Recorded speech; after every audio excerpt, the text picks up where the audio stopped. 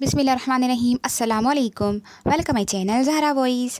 ہمارے حضور حضرت محمد صلی اللہ علیہ وآلہ وسلم کی مکی زندگی۔ واقعہ اصحاب فیل کے 40 دن کے بعد ربیع الاول کے 12 تاریخ دوشنبے کے دن صبح صادق کے وقت بی بی آمنہ کے بچہ پیدا ہوا۔ مردہ باپ کی زندہ نشانی عالم وجود میں آئی۔ عرب کی سونی بستی جاگ اٹھی، اندھیری دنیا جگمگا گئی۔ اندھیری بستی میں آفتاب رسالت جلوہ گر ہوا۔ پیدائش کے 7ویں دن آپ صلی اللہ علیہ وآلہ وسلم کے دادا عبد المطلب نے اپنے اس در یتیم پوتے کی خوشی میں قریش کے بڑے بڑے لوگوں کی دعوت کی اور محمد صلی اللہ علیہ وآلہ وسلم نام رکھا۔ عرب کا دستور تھا کہ شریف اور دولت مند گھرانے کی عورتیں اپنے بچوں کو دایا کے سپرد کر دیتی تھیں تاکہ بچے گاؤں کی ہوا میں تندرست اور توانا ہوں۔ وہ دائیاں بچوں کو اپنے گاؤں میں لے جا کر ان کی پرورش کرتی تھیں۔ اس سال بھی عرب کے دستور کے مطابق گاؤں گاؤں سے بہت سی دائیاں بچے لینے کی خاطر مکہ معظمہ آئیں۔ ان میں ایک دائی حلیمہ سعدیہ بھی تھیں۔ سب دائیوں نے جلدی جلدی خوشحال گھرانوں کے بچوں کو لے لیا۔ دائی حلیمہ کی سواری بہت مریل تھی، اس لیے وہ سب کے بعد پہنچی۔ اب ان کو سوا اس یتیم بچے کے اور کوئی نہ ملا، مجبوراً ان کو لیا اور چلی۔ مگر دل میں بہت رنجیدہ کہ اس یتیم بچے سے ہم کو کیا فائدہ ہوگا، لیکن قدم قدم پر جو اللہ کی رحمتیں اور برکاتیں اس بچے کے طفیل نازل ہوئیں تو ان کی آنکھیں کھل گئیں، ان کے دل میں خوشی اور مسرت کی لہر دوڑ گئی۔ سارا رنج خوشی میں تبدیل ہو گیا۔ جب 2 برس کی مدت ختم ہو گئی تو دائی حلیمہ اس مبارک بچے کو لے کر مکہ معظمہ میں آئیں۔ مکہ معظمہ میں ان دنوں وبا پھیلی ہوئی تھی، اس لیے بی بی آمنہ نے پھر آپ کو واپس کر دیا۔ بچپن میں لڑکے کھیل کود کے بہت شائق ہوتے ہیں، لیکن آپ اس چھوٹی سی عمر میں بھی تمام لڑکوں سے بالکل الگ تھے۔ کھیلوں کود، لڑائی جھگڑوں سے کوسوں دور، ہاں کام کاج میں سب سے آگے۔ اس چھوٹی سی عمر میں بہت سے چھوٹے موٹے کام بی بی حلیمہ کے کر دیا کرتے تھے۔ اپنے رضائی بھائیوں کے ساتھ جنگل میں بکریاں چرانے بھی جاتے تھے۔ ایک دن حسب دستور آپ اپنے رضائی بھائیوں کے ساتھ بکریاں چرا رہے تھے، ناگہاں 2 سفید پوش آدمی آئے اور آپ کو ڈھا کر پہاڑی پر لے گئے اور آپ کا سینہ مبارک چاک کر دیا۔ آپ کے رضائی بھائی دیکھ رہے تھے، وہ دوڑے ہوئے ماں کے پاس پہنچے اور سارا واقعہ بیان کیا۔ دائی حلیمہ اور ان کے شوہر یہ واقعہ سن کر بدحواس ہو گئے اور الٹے سیدھے جنگل میں بھاگے۔ وہاں پہنچ کر دیکھا کہ آپ کا چہرہ مبارک زرد پڑ گیا ہے اور بہت سست بیٹھے ہیں۔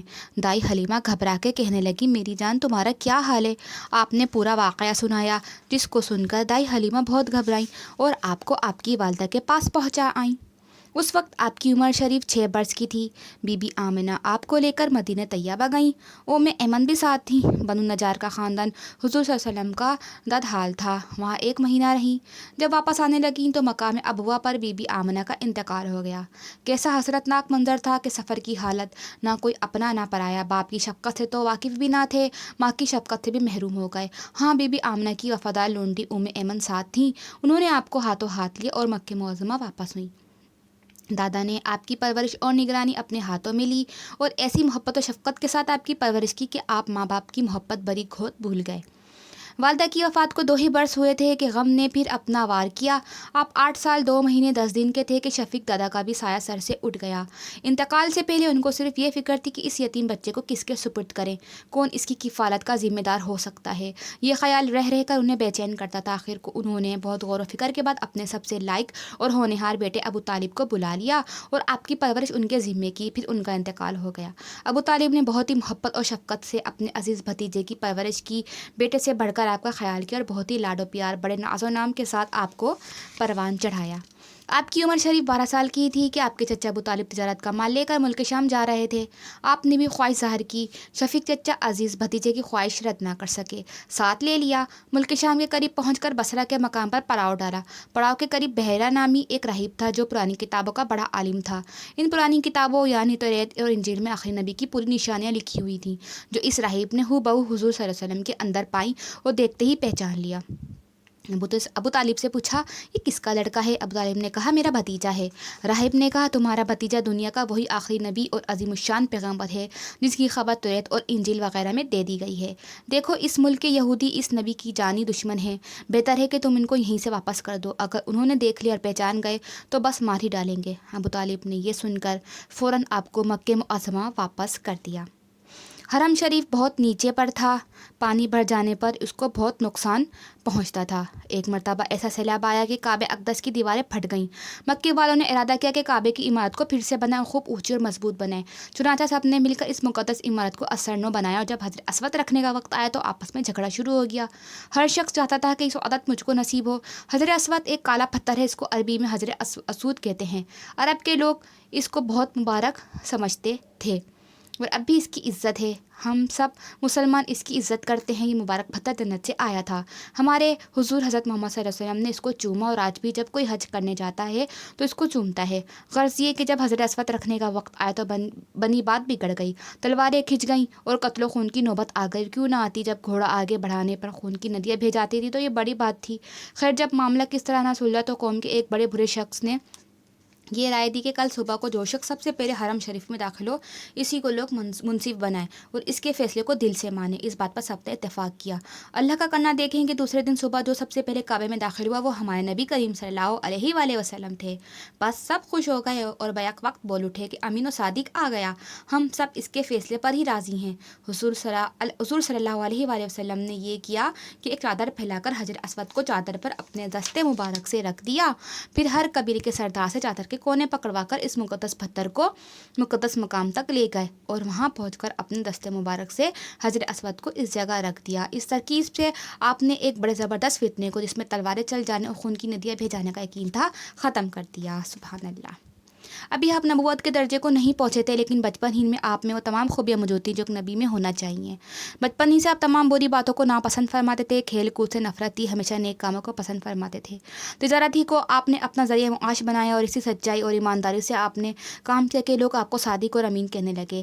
عرب کا قاعدہ تھا کہ امیر لوگ اپنا روپیہ کسی مہندی تجارت پیشہ کو دیتے تھے، وہ شخص اسے تجارت کرتا تھا، پھر جو نفع ہوتا تو دونوں آپس میں بانٹ لیتے۔ حضور صلی اللہ علیہ وسلم نے بھی اسی طریقے پر تجارت شروع کی۔ مکہ معظمہ میں ایک بی بی تھی جن کا نام خدیجہ تھا۔ یہ بی بی بڑی مالدار تھی، ان کا تجارتی کاروبار خوب بڑھا ہوا تھا۔ شوہر کا انتقال ہو چکا تھا، اس لیے ان کا سارا کاروبار دوسروں کے ہاتھوں میں تھا، نوکروں کے ذریعے اپنا کام سنبھالے ہوئے تھیں۔ مکہ معظمہ میں آپ کی سچائی اور ایمانداری کی شہرت تھی، گھر گھر اس کا چرچا تھا۔ بی بی خدیجہ کے کانوں میں بھی یہ آواز پڑ چکی تھی۔ بس انہوں نے حضور صلی اللہ علیہ وآلہ وسلم سے عرض کیا کہ آپ میرا مال لے کر تجارت کیجیے، جو میں لوگوں کو دیتی ہوں اس کا 2 گنا آپ کو دوں گی۔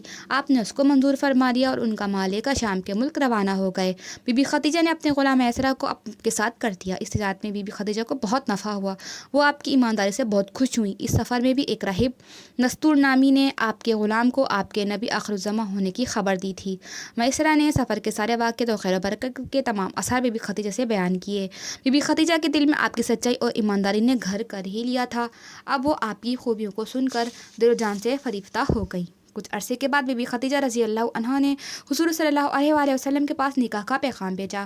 بی بی خدیجہ بہت شریف گھرانے کی تھیں، ان کا نسب حضور صلی اللہ علیہ وسلم کے نسب سے ملتا ہے۔ ان کے باپ کا نام خولد اور ماں کا نام فاطمہ تھا۔ یہ جہاں بہت مالدار تھیں، وہاں سمجھدار اور عقل مند بھی تھیں۔ مکے کا ہر عالی نسب ان سے نکاح کا خواہش مند تھا، مگر چونکہ ان کو حضور سے سچی محبت اور عقیدت پیدا ہو گئی تھی، اس لیے انہوں نے سب پر حضور صلی اللہ علیہ وسلم ہی کو ترجیح دی، سب کے پیغام رد کر دیا۔ حضور صلی اللہ علیہ وسلم کو خود پیغام دیا اور آپ نے بھی اس پیغام کو خوشی سے منظور فرمایا۔ حالانکہ حضور صلی اللہ علیہ وآلہ وسلم سے وہ 15 برس بڑی تھیں۔ حضور صلی اللہ علیہ وسلم کی عمر شریف 25 سال کی تھی اور وہ 40 سال کی تھیں۔ پھر کچھ دنوں کے بعد بڑے سادہ طریقے پر نکاح کی رسم ادا ہوئی۔ ابو طالب، حضرت حمزہ رضی اللہ تعالیٰ عنہ، حضرت عباس رضی اللہ تعالیٰ عنہ اور خاندان کے معزز لوگ خدیجہ رضی اللہ عنہ کے مکان پر گئے۔ ابو طالب نے خطبہ پڑھایا اور مہر 500 درہم مقرر ہوا۔ سبحان اللہ۔